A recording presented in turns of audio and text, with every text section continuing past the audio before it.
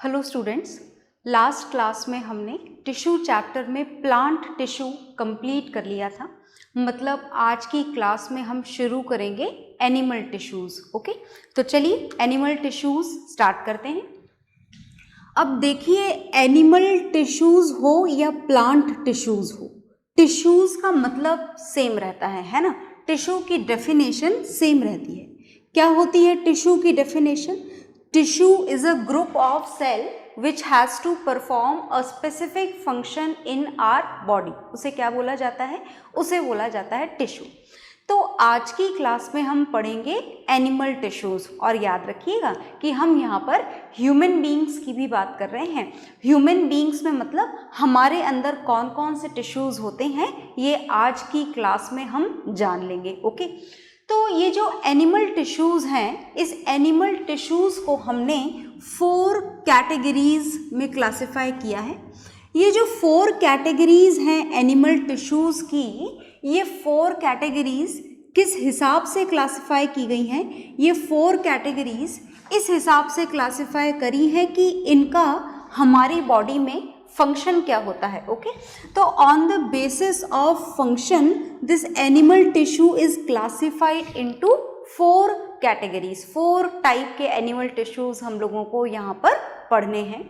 इसमें जो first animal tissue आपको पढ़ना है, दिस इज एपिथेलियल टिश्यू। कौन सा टिश्यू पढ़ेंगे हम सबसे पहले पढ़ेंगे एपिथेलियल टिश्यू। अब देखो, नाम से आपको सब कुछ तो समझ में नहीं आ जाएगा। इसको समझने के लिए तो हमें बहुत कुछ जानना पड़ेगा। तो फिलहाल तो सिर्फ नाम ही जानिए, फिर डिटेल में हम 1 बाय 1 सारे टिश्यूज़ पढ़ेंगे। ओके, तो एपिथेलियल टिश्यू के बाद में जो सेकेंड टिश्यू आपको पढ़ना है, दिस इज मस्क्यूलर टिश्यू। आप इसे मस्क्यूलर टिश्यू भी बोल सकते हैं, और मस्क्यूलर टिश्यू के साथ साथ आप इसे मसल टिश्यू भी बोल सकते हैं। मसल टिश्यू बोलें, मस्क्यूलर टिश्यू बोलें, एक ही बात है। Is it okay? जो थर्ड टिश्यू हमको यहाँ पर पढ़ना है ह्यूमन बींग्स में या एनिमल बींग्स में, दिस इज कनेक्टिव टिश्यू। नाम से पता लग रहा है कि कनेक्टिव टिश्यू का काम क्या होता होगा? कनेक्शन करना, बॉडी के डिफरेंट पार्ट्स को कनेक्ट करना। Is it okay? और जो फोर्थ टिश्यू आपको पढ़ना है, दिस इज नर्वस टिश्यू। कौन सा टिश्यू पढ़ना है आपको? नर्वस टिश्यू पढ़ना है। तो देखिए, वैसे तो हम 1 बाय 1 हर टिश्यू के बारे में जानेंगे, जैसे आपने प्लांट टिश्यू के बारे में जाना था, एक एक का स्ट्रक्चर, एक एक का फंक्शन। पर फिर भी मैं आपको हल्का सा इंट्रोडक्शन तो यहाँ पर दे ही दूँ कि ये जो एपिथेलियल टिश्यू है, ये टिश्यू प्रेजेंट होता है आपकी स्किन में, आपकी बॉडी की कवरिंग में, आपकी बॉडी कैविटी को कवर करने में, माउथ की लाइनिंग में, इन सब जगह पर ये एपिथेलियल टिश्यू प्रेजेंट होता है। बात अगर मस्क्यूलर टिश्यू की करें तो ये मसल्स में प्रेजेंट होता है, और इस मस्क्यूलर टिश्यू का मेन काम होता है आपकी बॉडी को मूवमेंट करवाना, जैसे आपका चलना फिरना, इवन आपके हार्ट का movement by which it pumps the blood. So whatever the type of movement is done in our body, it is controlled by the muscular tissue. Movement को कौन कंट्रोल करता है? Muscular tissue. And third tissue is connective tissue. Connective tissue is helpful in connecting the body parts, है ना? One body part, as we know, each and every body part should be connected with each other very properly. Is it okay? क्योंकि वैसे भी आप जानते हो कि देखो कनेक्शन है। ऐसा नहीं है कि आपका सर दुख रहा होगा तो बाकी बॉडी ऑर्गन बिल्कुल परफेक्टली काम करते रहेंगे। कहीं ना कहीं धीरे धीरे आपके बाकी ऑर्गन्स पे भी अफेक्ट होना शुरू हो जाता है ना? आपका सर बहुत तेज दुख रहा हो और आपसे बोला जाए कि खूब तेज भागो, तो हो सकता है आप थोड़ी देर भाग लो, पर कहीं ना कहीं आपको उसका असर फील होगा। Is it okay? तो हमारी पूरी की पूरी बॉडी के सारे ऑर्गन आपस में कहीं ना कहीं कनेक्टेड हैं। तो किसके थ्रू कनेक्टेड है? कनेक्टिव टिश्यू के थ्रू कनेक्टेड है। ओके, नेक्स्ट है हमारा नर्वस टिश्यू। जैसे कि आपका ब्रेन, आपका spinal cord, they all are having this nervous tissue in them. कौन सा टिश्यू होता है? Nervous tissue. सोचने समझने का काम, चीज़ों को याद रखने का काम, आपकी बॉडी के हर एक पार्ट को कंट्रोल करने का काम जो होता है, this is done by the nervous tissue. So as we can see, on the basis of the functions, animal tissue is divided into these 4 parts which are here in front of you, and now we are going to divide them more. हम more classification इसका पढ़ेंगे. आपको animal tissue class 9th में थोड़ा ज़्यादा detail में पढ़ना है, तो चलिए पढ़ना शुरू करते हैं. अब हम एपिथेलियल टिश्यू का क्लासिफिकेशन करने जा रहे हैं, तो बहुत ध्यान से देखिएगा. एपिथेलियल टिश्यू में आपको यहाँ पर 4 टाइप के टिश्यूज़ पढ़ने हैं. 4 टाइप के एपिथेलियल टिश्यूज़ पढ़ने हैं. मैं नाम यहाँ पर लिखने जा रही हूँ. फर्स्ट जो आपको पढ़ना है वो है स्क्वैमस एपिथेलियल टिश्यू. कौन सा टिश्यू पढ़ना है? Squamous epithelial tissue. Is it okay? Next हमको पढ़ना है क्यूबॉइडल एपिथेलियल टिश्यू, और नेक्स्ट हमको पढ़ना है कॉलमनर. आप इसे कॉलमनर भी बोल सकते हैं, और कुछ केसेस में ये कॉलमनर एपिथेलियल टिश्यू ही क्लासिफाई हो जाता है, मॉडिफाई हो जाता है, और मॉडिफाई होकर के बना लेता है glandular muscular tissue. Is it okay? Columnar epithelial tissue ही मॉडिफाई होकर अगर ग्लैंड्स में कन्वर्ट हो जाए, in that condition it is known as glandular epithelial tissue. Is it okay? और जो नेक्स्ट हमको पढ़ना है, this is ciliated muscular tissue, sorry ciliated epithelial tissue, है ना. तो ये हमने एपिथेलियल टिश्यू के 4 पार्ट्स में क्लासिफाइज को कर दिया है on the basis of their location and function. मैंने ये ऐसे लिखे हैं 1 2 3 4. आप समझ गए होंगे. आप ऐसे ये 4 पार्ट्स में क्लासिफाई करके ऐसे भी लिख सकते हैं. नोट्स में वैसे ही लिखा हुआ है. यहाँ हमने जगह की सूटेबिलिटी को देखते हुए ऐसे लिख दिया है. आप जैसे चाहें वैसे लिख सकते हैं. तो फर्स्ट इज एपिथेलियल टिश्यू. मैं दोबारा याद दिला दूं कि ये एपिथेलियल टिश्यू कहाँ पर प्रेजेंट होता है. This is present in the skin, in the mouth lining, in the oesophagus lining, in the covering of body cavity. It covers the body organs also. तो बॉडी ऑर्गन की covering, body cavity की covering, आपकी body की covering, mouth की lining, alimentary canal की covering, they all are having this tissue. This is epithelial tissue and it is divided into these 4 parts. Again I am going to tell you that this is columnar epithelial tissue, and if it modifies into the glands, in that condition it is known as glandular epithelial tissue. तो याद रखिएगा, भूलिएगा मत, है ना. तो ये हमने एपिथेलियल टिश्यू पढ़ा है, और अब हम पढ़ने जा रहे हैं मस्क्यूलर टिश्यू. तो बहुत ध्यान से देखिएगा. ये जो मस्क्यूलर टिश्यू है, इस मस्क्यूलर टिश्यू में भी हम 3 टाइप के मस्क्यूलर टिश्यू पढ़ेंगे, और ये जो 3 टाइप के मस्क्यूलर टिश्यू हैं उनके नाम मैं आपके सामने लिखने जा रही हूँ. बहुत ध्यान से देखिएगा. दोबारा बोल रही हूँ, ये ऐसे 1 2 3 लिखना ज़रूरी नहीं. You can divide it like this also, ऐसे भी लिख सकते हैं आप. मैं फिलहाल यहाँ पर ऐसे लिख रही हूँ. This is first is stratified muscular tissue. कौन सा हम पढ़ने जा रहे हैं? हम पढ़ने जा रहे हैं stratified muscular tissue. Is it okay? आगे चलें? चलिए आगे चलते हैं. नेक्स्ट हमको पढ़ना है स्मूथ मस्क्यूलर टिश्यू. अब इसे स्ट्रैटिफाइड क्यों बोला जाता है, इसे स्मूथ क्यों बोला जाता है, वो तो हम जान ही लेंगे जब हम इनका स्ट्रक्चर जानेंगे, है ना. फिलहाल तो आप इनके नाम याद रखें. And next is cardiac muscular tissue. ये तो देखो बिल्कुल नाम से क्लियर हो रहा है ना. कार्डियक मस्क्यूलर टिश्यू कहाँ होना चाहिए, ये आपके हिसाब से आप समझ गए होंगे. बिल्कुल कार्डियक मस्क्यूलर टिश्यू है तो ये हमारे हार्ट में होता है. कहाँ पर होता है? हार्ट में. जो बिना थके, बिना रुके, till the end of the life it continuously move in the form of heart beat, and it is done with the help of cardiac muscular tissue which is present in our heart. चलिए तो हम next पढ़ने जा रहे हैं, and this next is connective muscular tissue. और देखो जी, ये जो कनेक्टिव मस्क्यूलर टिश्यू है इसको भी हम कितने पार्ट्स में डिवाइड करेंगे? 4 पार्ट्स में डिवाइड करेंगे. तो थोड़ा ध्यान से देखिएगा. ये जो 4 पार्ट्स के नाम हैं मैं आपके सामने यहाँ पर लिखने जा रही हूँ. ओके, तो चलिए हम शुरू करते हैं. फर्स्ट हमको यहाँ पर पढ़ना है एरियोलर कनेक्टिव टिश्यू। कौन सा कनेक्टिव टिश्यू हमको पढ़ना है? Areolar connective tissue. अब ये जो एरियोलर कनेक्टिव टिश्यू है, this is further divided into two parts. दोबारा से हमने इसे again on the basis of structure, function, composition, this areolar connective tissue is again divided into two parts. याद रखना, कनेक्टिव टिश्यू पढ़ रहे हैं, काम मत भूलिएगा। कनेक्टिव टिश्यू का काम होता है चीज़ों को कनेक्ट करना। चीज़ों को मतलब हमारे बॉडी पार्ट्स को कनेक्ट करना, है ना। चलिए तो देखते हैं।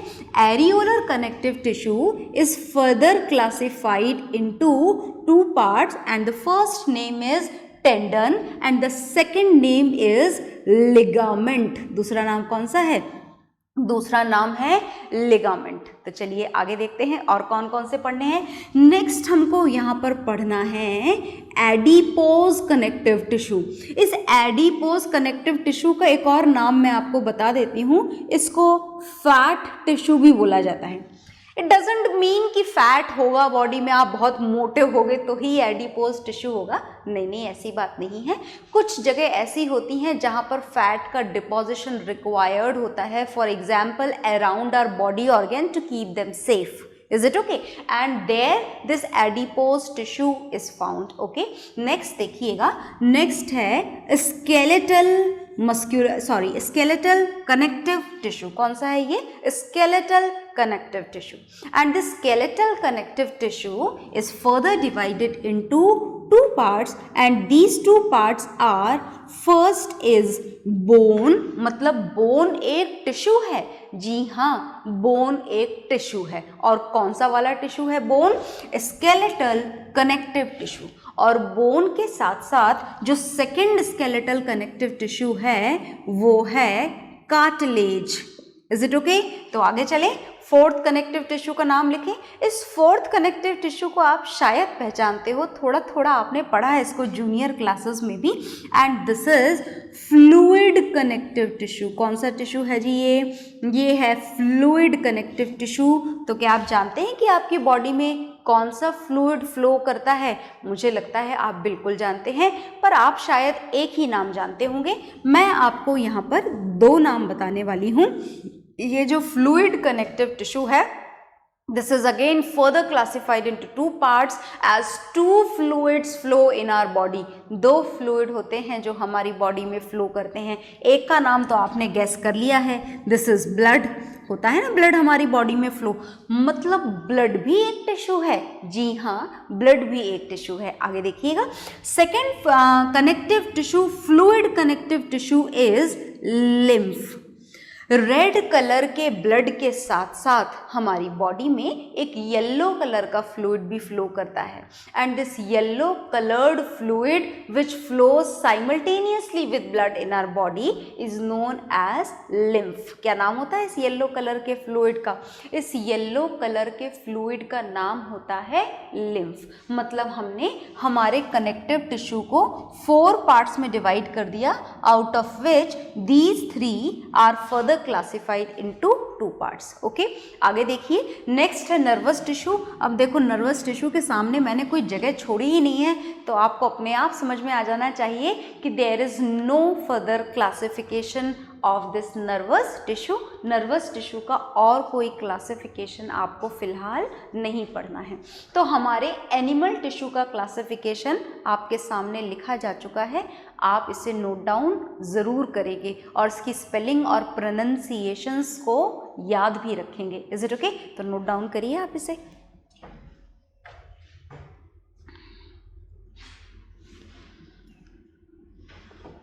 हाँ जी, तो एपिथेलियल टिश्यू से हम शुरू करेंगे। आपने नोट डाउन कर लिया होगा, मुझे पता है आपने ज़रूर करा होगा नोट डाउन।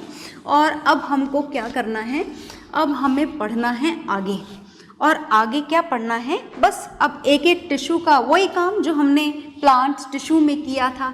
एक एक टिश्यू को फुल डिटेल में जानते जाना है, उसका स्ट्रक्चर जानना है, उसका फंक्शन जानना है, और क्या जानना है? और जानना है उसकी लोकेशन, कि आखिर ये टिश्यू प्रेजेंट कहाँ पर होता है ना। जगह भी तो जाननी पड़ेगी, तभी तो पता लगेगा कि काम क्या करता है ये टिश्यू, है ना। तो हम ये एक एक करके शुरुआत करना शुरू करते हैं and first we will start with the epithelial tissue. शुरू करें एपिथेलियल टिश्यू से। तो बिल्कुल हम कौन सा टॉपिक पढ़ रहे हैं, दोबारा मैं आपको याद दिला दूं कि हम एनिमल टिश्यूज़ पढ़ रहे हैं। प्लांट टिश्यू हमारे ख़त्म हो चुके हैं, हम एनिमल टिश्यू पढ़ रहे हैं। और एनिमल टिश्यू में भी हम जो फर्स्ट टिश्यू यहाँ पर स्टार्ट करने जा रहे हैं, दिस इज एपिथेलियल टिश्यू। कौन सा टिश्यू हम पढ़ने जा रहे हैं? हम पढ़ने जा रहे हैं एपिथेलियल टिश्यू। और देखो इस एपिथेलियल टिश्यू को हमने 4 हिस्सों में डिवाइड तो किया था, हम जानेंगे भी सही, पर उसको शुरू करने से पहले squamous, cuboidal, columnar glandular, ciliated, ये जितने भी टाइप के एपिथेलियल टिश्यू के नाम आपने जाने थे, उनको फुल डिटेल में जानने से पहले इसका एक बेसिक स्ट्रक्चर तो पता लगाया जाए कि आखिर बेसिक स्ट्रक्चर कैसा होता है इसका। तो चलिए हम पता लगाते हैं। ये जो एपिथेलियल टिश्यू है, इसका स्ट्रक्चरल पॉइंट हम जानने जा रहे हैं कि बेसिकली इसका स्ट्रक्चर कैसा होता है। तो बहुत ध्यान से सुनिएगा। When we talk about the epithelial tissue, in that condition all the cells are very closely packed together just like floor tiles। जैसे आपके घरों में आपके फ्लोर पे टाइल्स बिल्कुल कॉम्पैक्टली अरेंज होती है ना, ऐसा तो नहीं है ना कि एक टाइल इधर लगाई और फिर थोड़ी जगह छोड़ दी और फिर दूसरी टाइल कहीं और लगाई, बिल्कुल भी नहीं। तो आप इस एपिथेलियल टिश्यू में प्रेजेंट सेल्स का कंपैरिजन बिल्कुल आपके घरों की फ्लोर टाइल से कर सकते हो, as there is no space between them, कोई खाली जगह नहीं होती है। आ गया समझ में? तो चलिए हम लिख देते हैं। हम यहाँ पर क्या लिख देंगे कि सेल्स जो होती हैं एपिथेलियल टिश्यू के अंदर, these cells are closely packed. Cells कैसी होती हैं? बिल्कुल क्लोजली पैक्ड। कितनी क्लोजली पैक्ड? फ्लोर टाइल्स की तरह। तो लिख दें हम वो एग्जाम्पल यहाँ पर, बिल्कुल आप लिख सकते हैं, cells are closely packed just like the floor tiles. बिल्कुल किसकी तरह पैक्ड होती हैं? फ्लोर टाइल्स की तरह पैक्ड होती हैं। अब आगे देखिएगा और आपको यहाँ पर क्या क्या जानना है, बहुत ध्यान से सुनिएगा। तो सेल्स क्लोजली पैक्ड होती हैं, बहुत अच्छी बात है। अब देखो सेल्स क्लोजली कैसे पैक्ड होती हैं। जैसे ये एक सेल बनाई है ना, ये दूसरी सेल बनाई। मैं आपको एक पर्टिकुलर एपिथेलियल का स्ट्रक्चर बता रही हूँ, पर नाम अभी हम फिलहाल मेंशन नहीं करेंगे यहाँ पर कि आखिर ये कौन सा एपिथेलियल टिश्यू है। तो इस तरीके से ये अरेंज होती हैं, बिल्कुल properly compactly packed. Is it okay? तो this can be described by this figure you can describe the structure of epithelial tissue।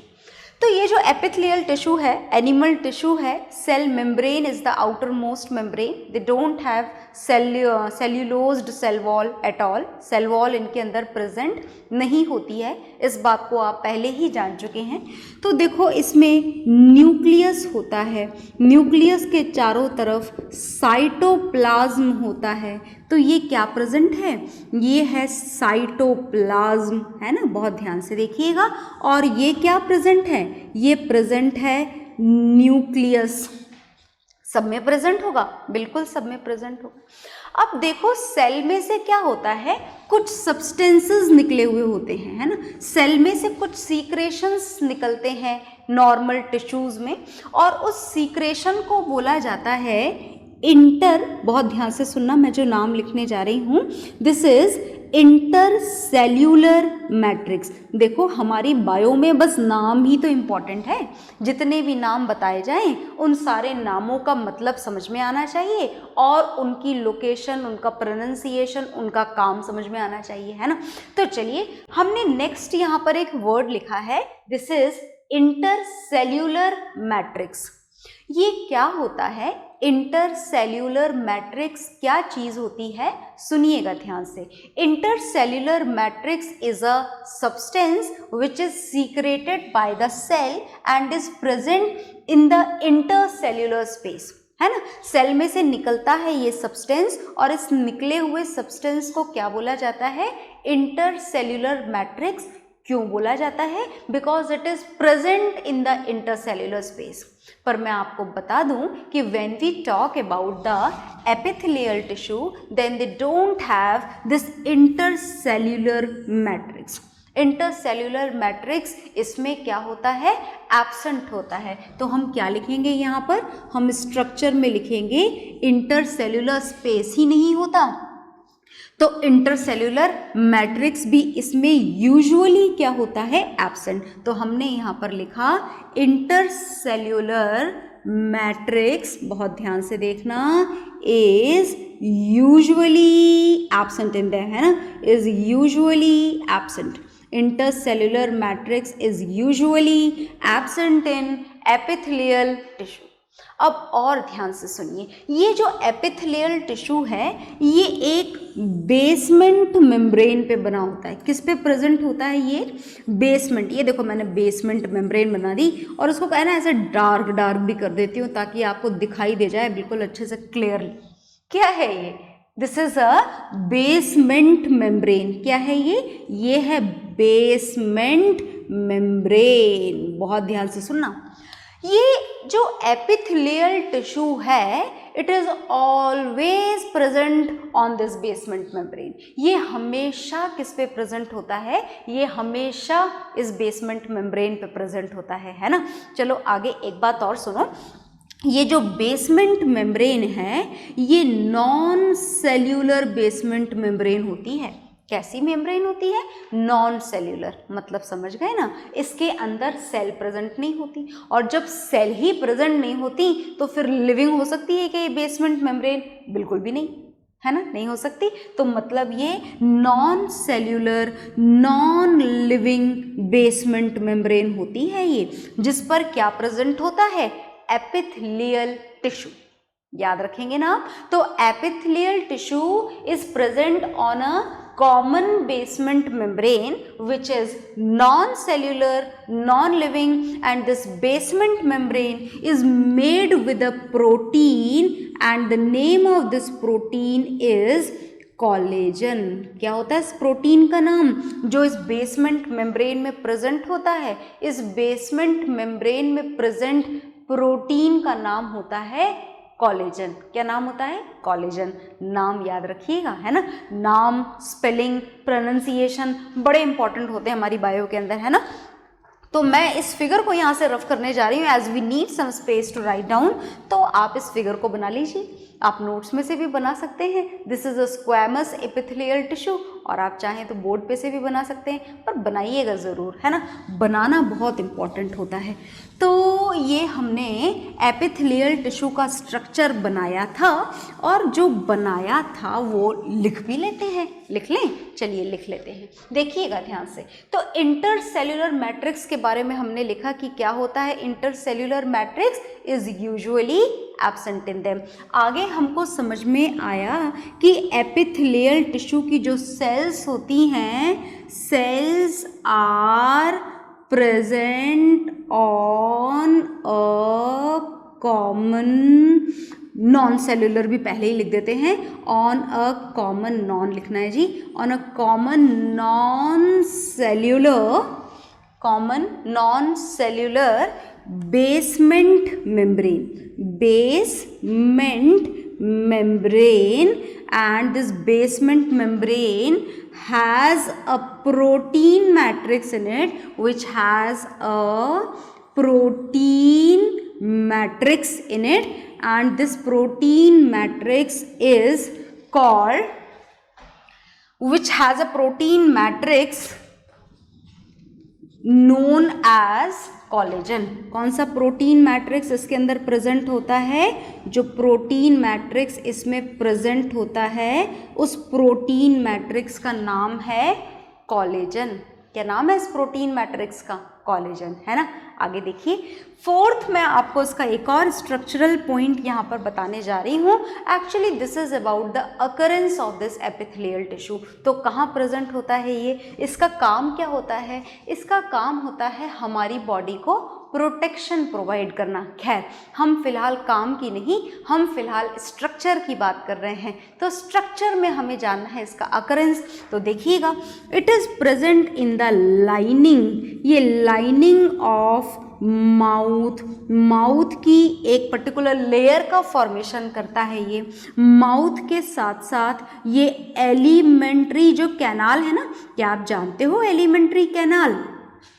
Elementary canal is our food pipe, is it okay, है ना। हमारे mouth से लेकर के anus तक का जो पार्ट होता है that is our alimentary canal, उसे क्या बोला जाता है? Alimentary canal. इसके अलावा ये प्रेजेंट होता है किडनी ट्यूब्यूल्स में प्रेजेंट होता है ये, और किडनी ट्यूब्यूल्स के साथ साथ और भी बहुत सारी जगह पर प्रेजेंट होता है ये, तो हम यहाँ पर एटसेट्रा लिख देते हैं। So these are the points of structure of this epithelial tissue। आप इसे नोट डाउन कर लीजिए, फिर हम जानेंगे इसके फंक्शंस। ओके,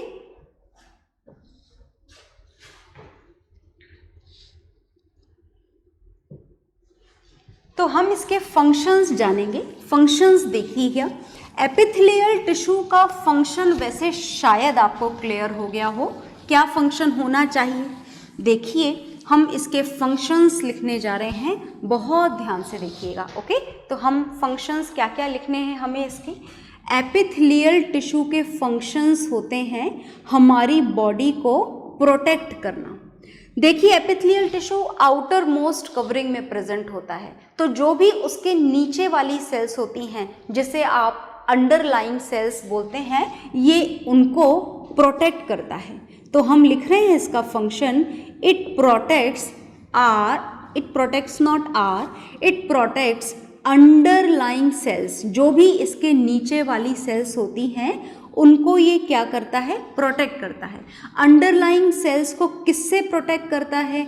केमिकल्स से प्रोटेक्ट करता है ना। हार्मफुल जो केमिकल्स होते हैं, केमिकल्स के साथ साथ इंजुरी से प्रोटेक्ट करता है, कहीं कोई चोट ना लग जाए। ड्राइंग से प्रोटेक्ट करता है, कहीं हमारी सेल सूख ना जाए।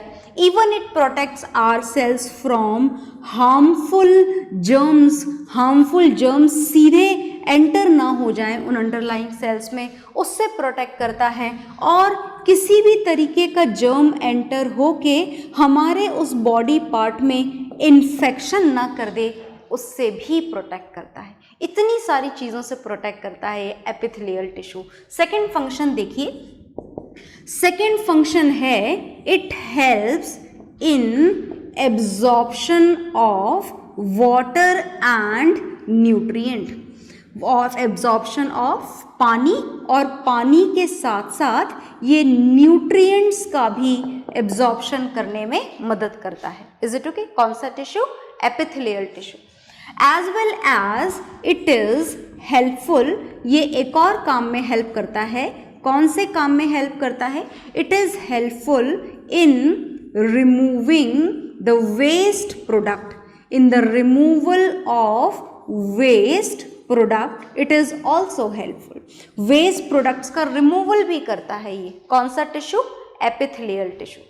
जो नेक्स्ट फंक्शन है इस एपिथेलियल टिश्यू का, इट सीक्रेट्स, ये सीक्रेट भी करता है। क्या?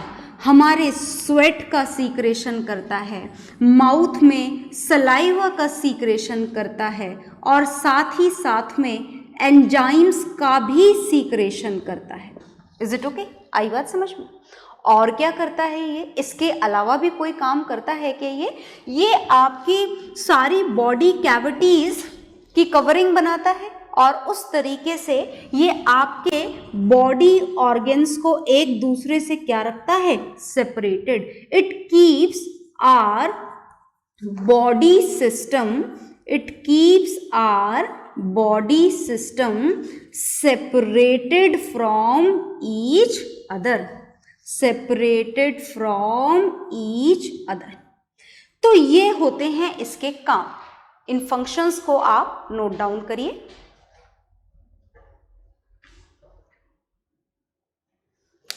तो इन फंक्शंस को आप नोट डाउन करेंगे, और नोट डाउन करने के साथ साथ लर्न करेंगे, और फिर इसके जो डिफरेंट पार्ट्स हैं that will see in the next class. Bye everyone.